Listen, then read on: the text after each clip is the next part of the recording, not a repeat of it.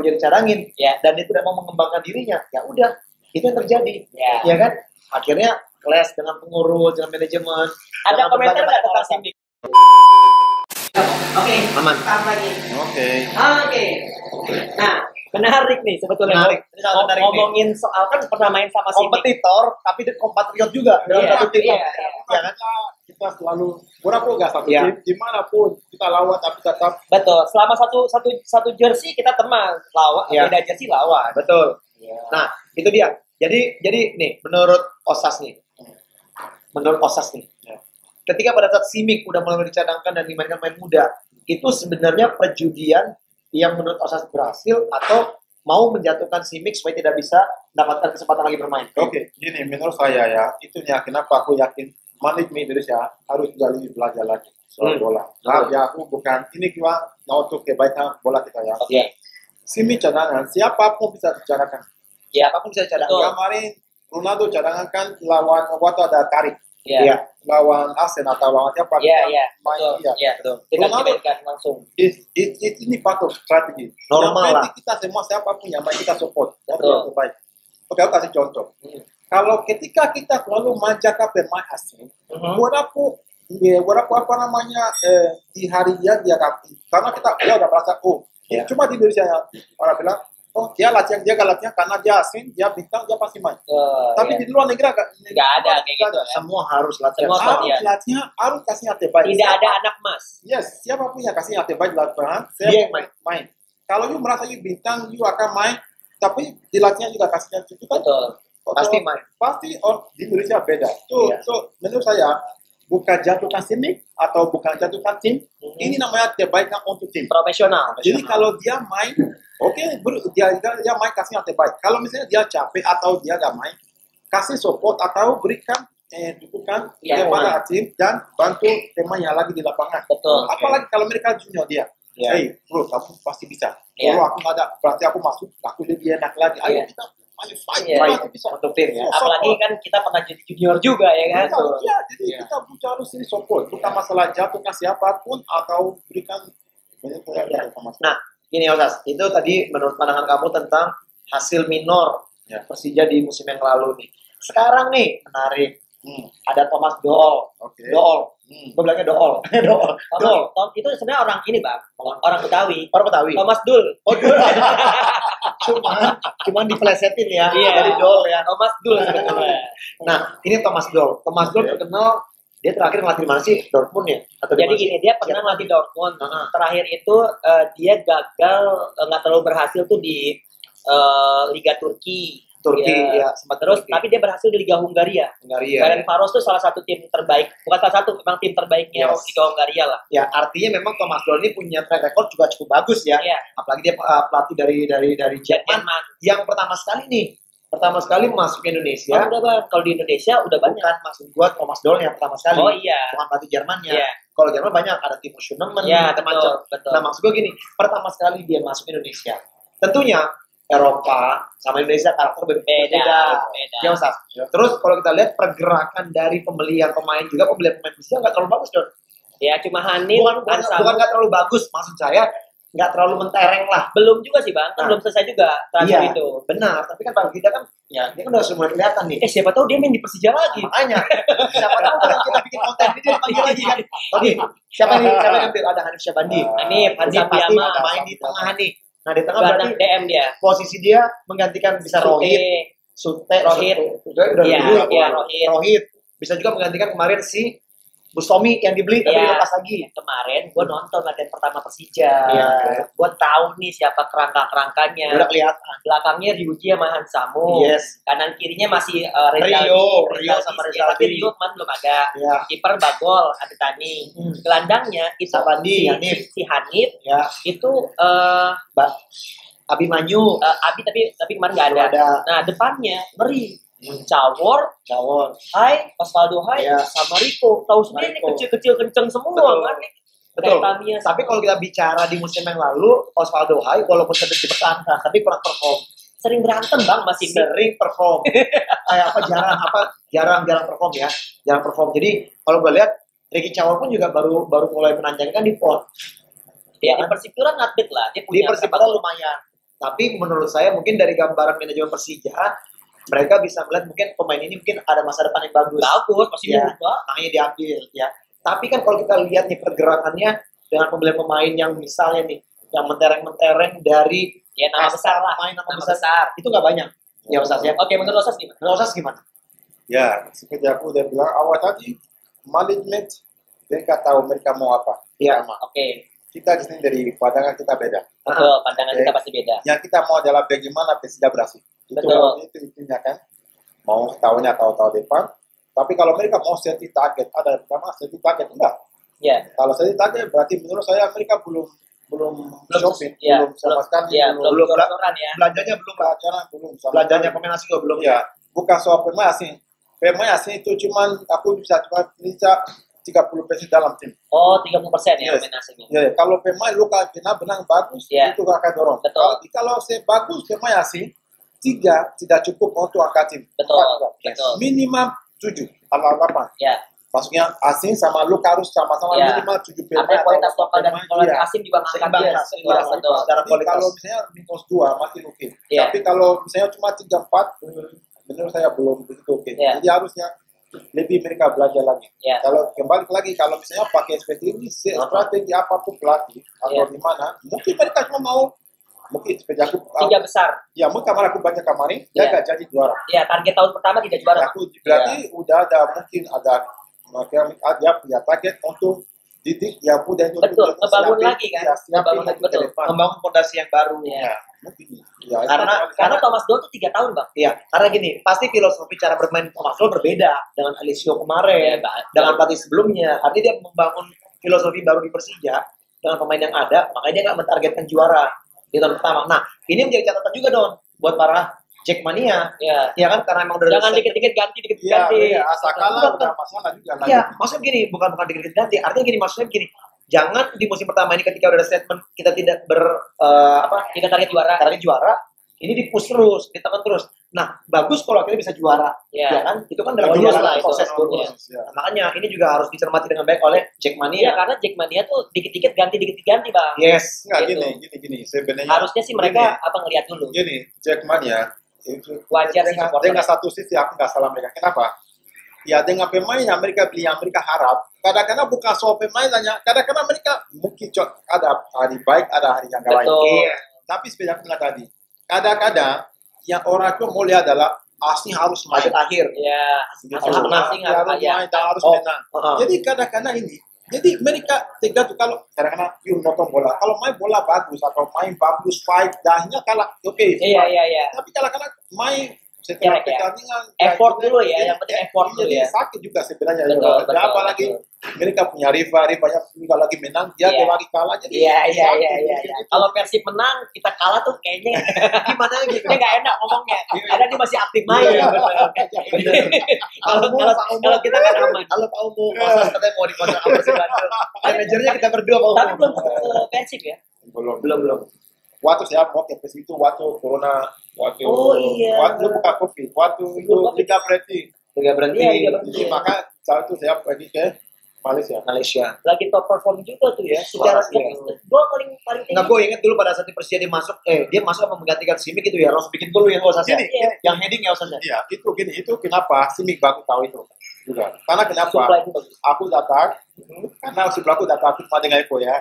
Simicnya bukan ini cuma bercanda aja.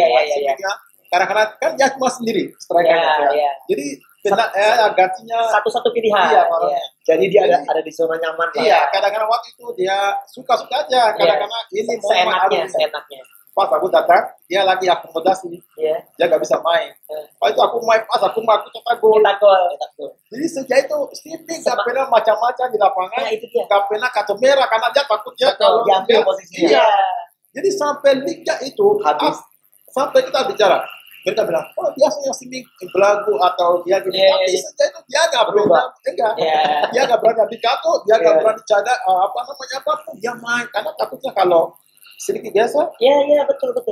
Karena memang mereka seorang pemain itu butuh kompetitor untuk memacu dirinya, termotivasi. Betul ya?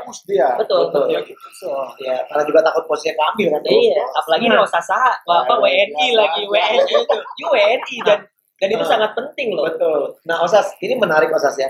Kita juga belum melihat bagaimana kontribusi dari seorang Thomas Doll ya. Di musim ini. Kita akan melihat bagaimana nanti mungkin perubahan filosofi bermain ketika di pramusim nih. Karena ada pramusim, di mana Persija juga ikut nih. Kalau tidak gambarannya udah dapat nih, ya kan di sana. Nah, kalau melihat mungkin perkembangan nanti di masa pramusim, tapi secara overall nih, menurut Osas, Persija sendiri dari kedalaman squad yang ada, udah siap nggak saat ini? Kalau menurut saya tidak. Belum, saat ini belum ya. Kenapa? Belum. Karena kenapa? Untuk siapa buat liga ya, Mas? Iya, panjang. Oke, saya mau tanya sekarang. Kita tanya sekarang. Pelapisnya kedua siapa? Ya, betul. Itu yang penting ya.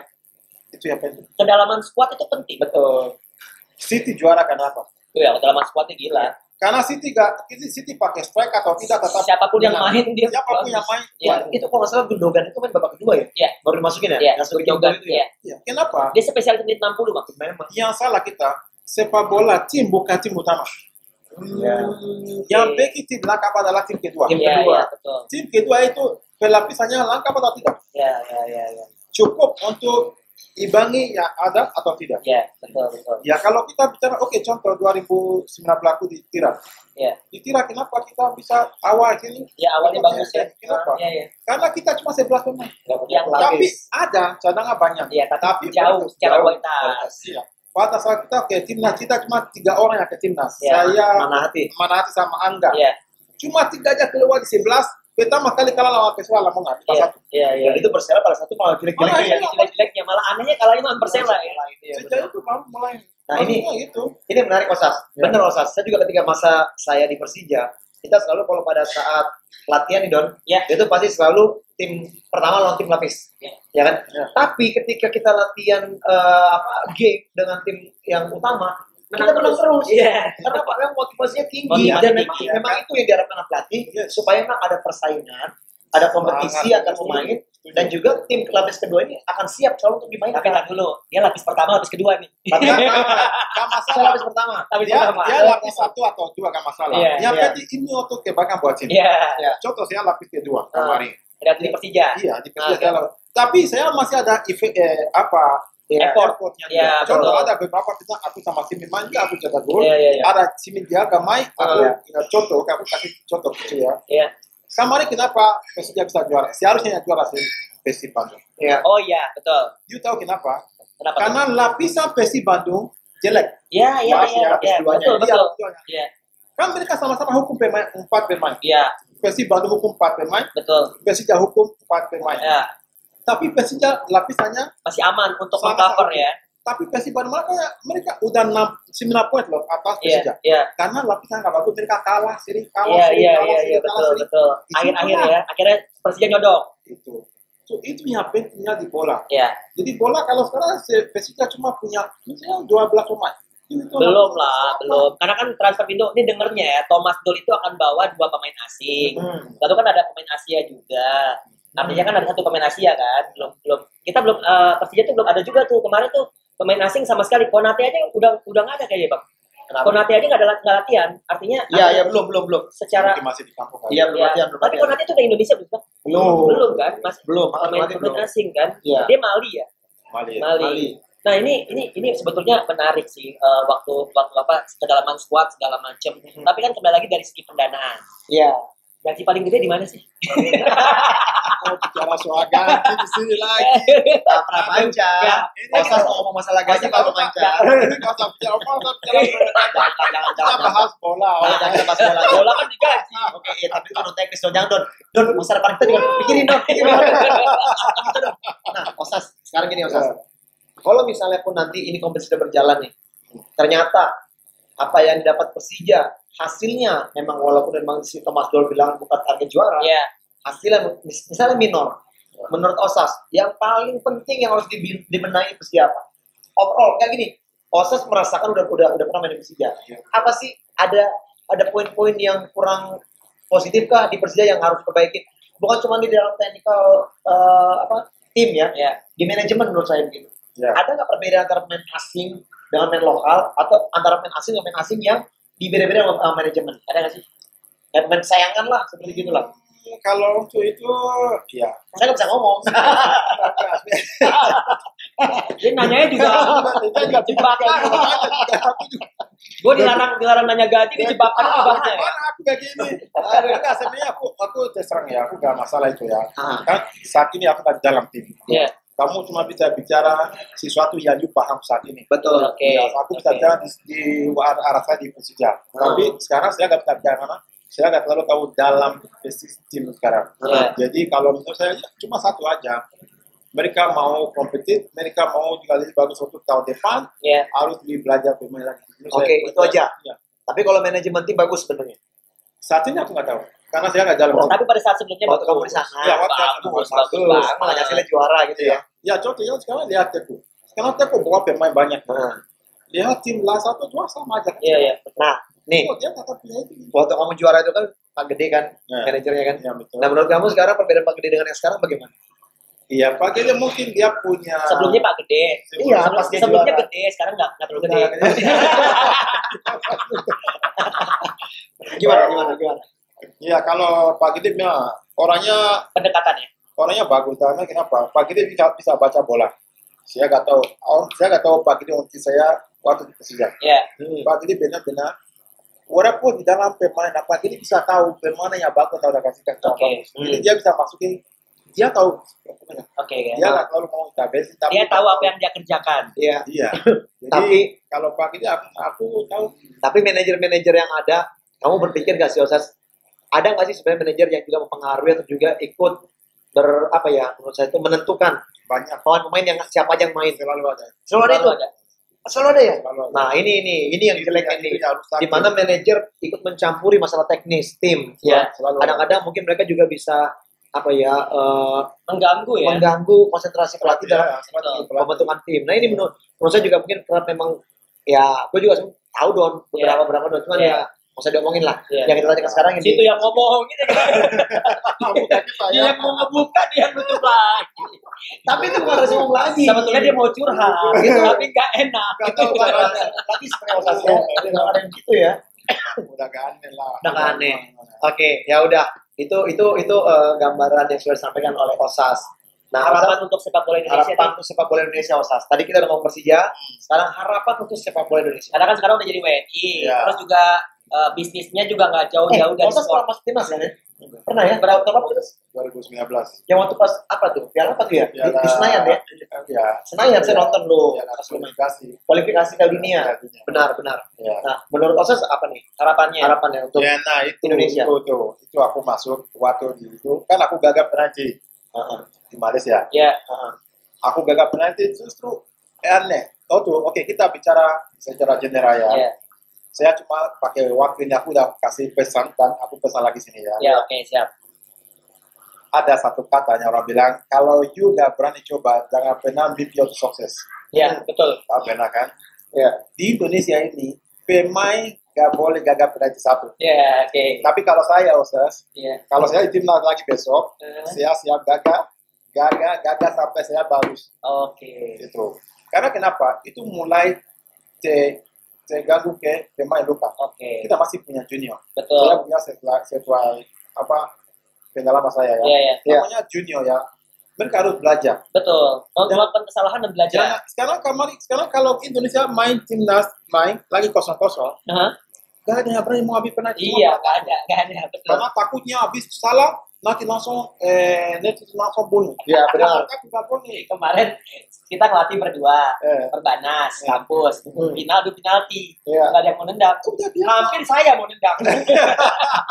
Jadi, berarti belajar. Jadi kita harus terus ini supaya enak buat pemain yang lagi datang. Kalau saya orang mau bicara ABCD selama nggak sengaja, lama. Yang penting sudah melakukan yang terbaik. Final. Itu cuma itu aja. So jadi ngambil license pelatih nggak sih? Mau jadi pelatih nggak sih? Enggak ya? Enakan jadi agen. Kalau jadi pelatih usia junior bagus loh. Mama-mamanya cakep. Iya, siapa tahu kan tadi kamu bilang kan anak ada kan, mamanya belum ada kan. Ada Osas.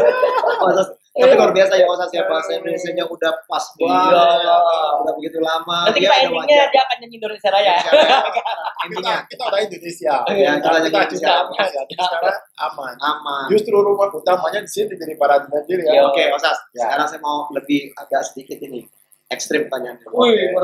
Menurut Osas sekarang PSSI sudah benar nggak menjalankan mereka punya program kompetisi dan lain-lain? Kan ada Liga 1, Liga 2, Liga 3. Ada nggak masih kekurangannya yang terlihat menurut Osas nih? Karena apa? Kalau yang namanya PSSI kan bukan seharusnya cuma concern dengan Liga 1, Liga 2, Liga 3-nya.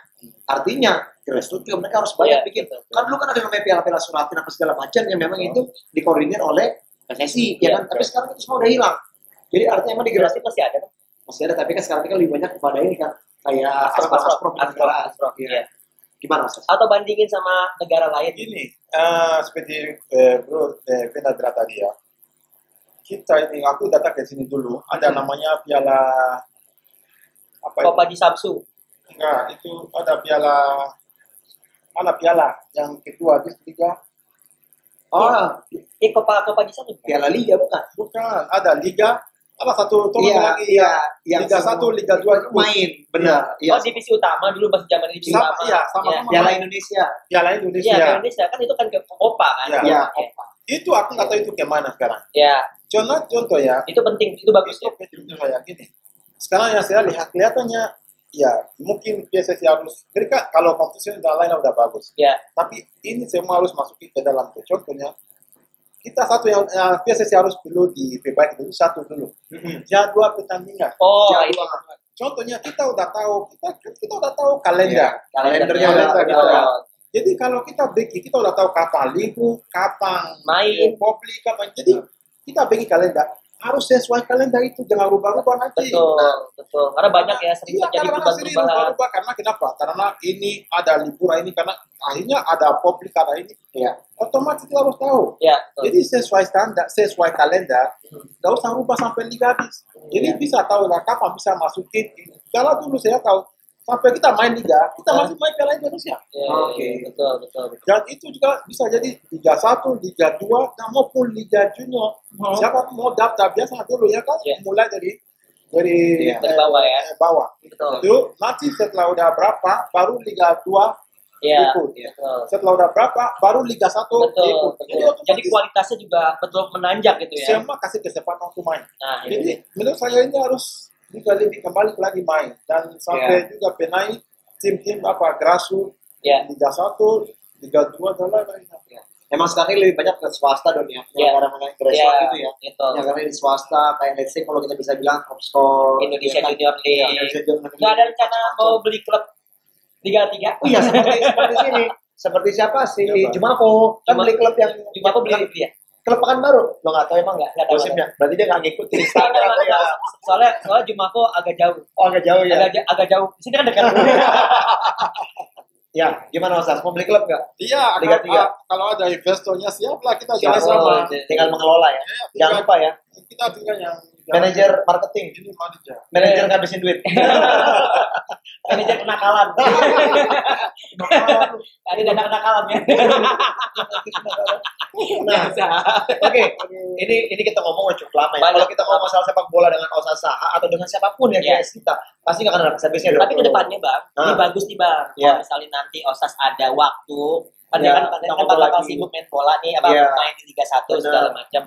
Mungkin nanti kalau ada jeda kita bisa undang lagi, kita ngomongin katakanlah sisi bisnis dari sepak bola.